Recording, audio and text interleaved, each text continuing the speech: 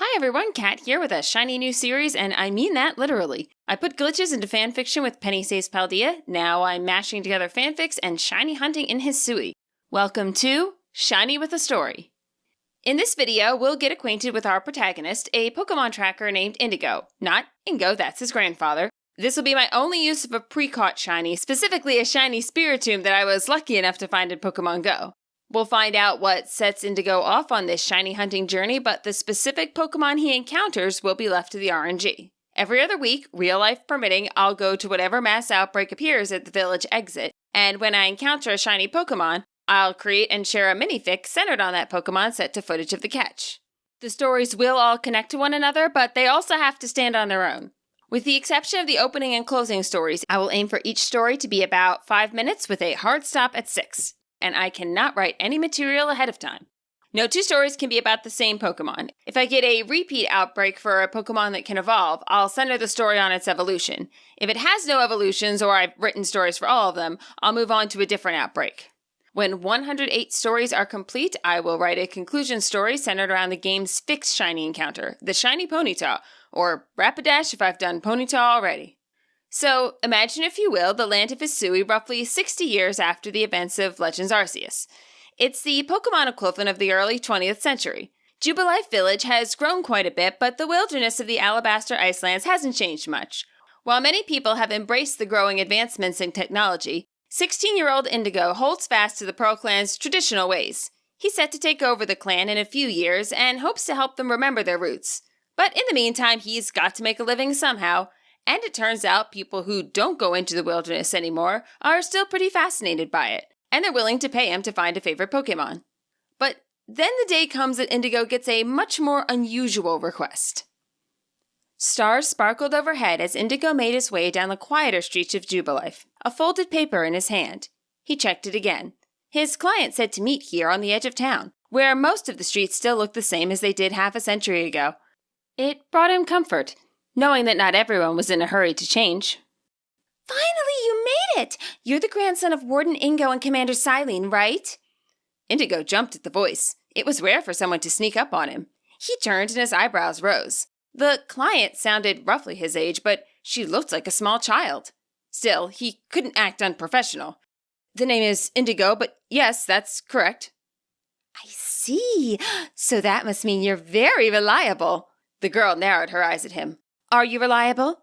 Generally speaking, yes. Do you have an actual request, or did you just want to talk about my family history? I have the most important request you will ever get. See that wisp over there? I need you to find 107 of them. She clasped her hands together. Please, if you don't, something terrible will happen. Terrible? Like what specifically? It'll be terrible, okay? The girl huffed and crossed her arms. I asked some other teenager to do this once before. She said, I will definitely go hunt all those wisps for you. Guess how many she brought back? 0! Absolutely 0! I'm sorry to hear that. How long ago was this? The girl staggered back like he'd pulled a knife on her. That doesn't matter. It was a while ago. But not too long ago, because that wouldn't make sense. Because I am Vessa, a perfectly normal 7-year-old girl who wasn't born then. Right, exactly what every 7-year-old I've ever met says, Indigo thought. Vessa regained her composure and stepped toward him again, shoving a strange rock into his hand as she did so. It was a blunted pyramid shape, with engravings that vaguely resembled a frowning face. The wisps will enter this stone if you touch it to them, she explained. It's like their Pokeball. Please say you'll do this for me, and then actually follow through, will you? Indigo tucked the odd stone into his pocket. I'll see what I can do, Vessa, he said, and left it at that. Indigo didn't think much about Vessa's stone at first, but once it came into his possession, he couldn't help but notice the strange purple flames floating out in the wilderness at night. They were never far from his destinations, and he found himself drawn to them. A kind of unease in the back of his mind until he directed Sneasler over and pulled the stone out. The strangest thing was, whenever he did so, he could swear he heard a voice, felt an emotional presence, like someone mumbling frantically to themselves as they passed him, gone too quick to catch specific words. It was a different voice each time, like each wisp had its own unique background and personality, but that was impossible, wasn't it? By the time Indigo had gathered 36 wisps or so, he began to dig up more research about Bess's peculiar stone. He had always been a history buff, and a few stories from his childhood were now floating to his memory.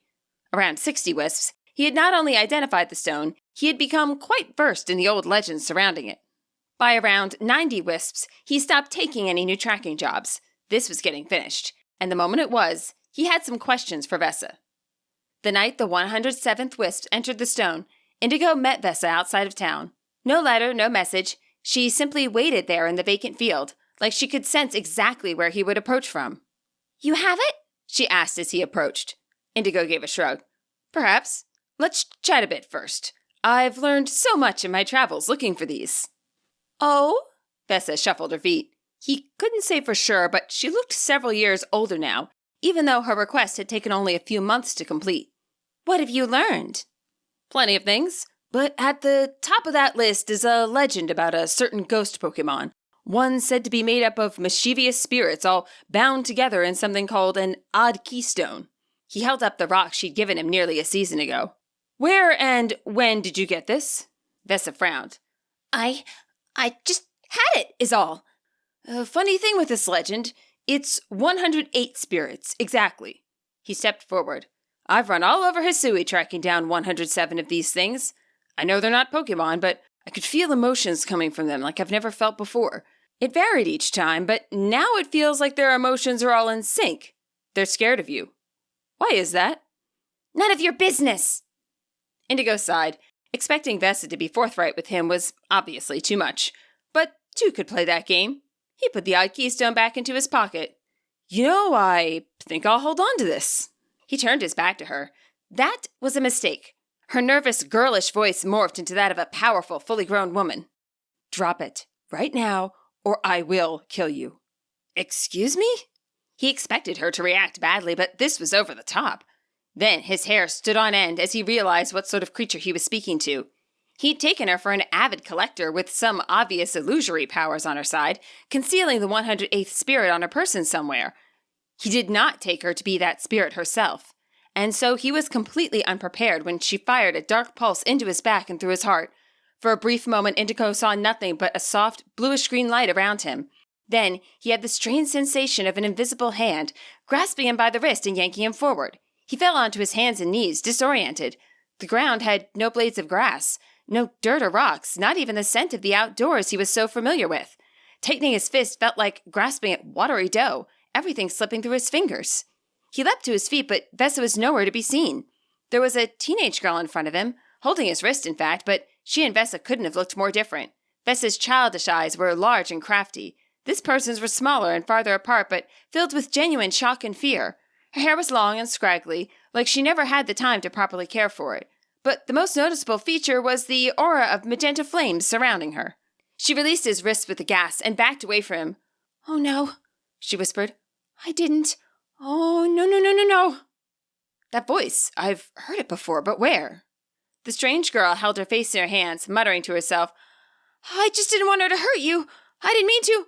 Oh no, I can't believe this. Oh no." "I'm sorry," Indigo said, not sure what he was apologizing for, but hoping to calm her down. "What's going on?" Her face shot up, and she locked eyes with him for the first time. "You need to go back. Your body can't live without your spirit for too long." "It can't what?"